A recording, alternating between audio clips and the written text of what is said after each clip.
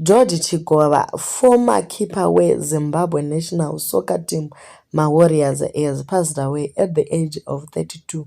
He was still very young. Guys, this is so sad. Rachose, he died due to a heart attack. Akambo atakwa zvakare in June this year, and achibva aenda pabench akambonogara pasi kuti apore, but now he had come back again. So he died aenda kutraining. He just collapsed and died, and the cause of death is a heart attack zvakare. According to his coach, he had made a full recovery kuti adzoke mufield, but unfortunately haana kuzokwanisa nekuti hazvina kuzofamba zvakanaka. He leaves his wife and children. Actually got married in 2015. This comes at a time when the country is still mourning the death of Raman Gumbo, and my Warriors are Rwanda, where they are going to be playing.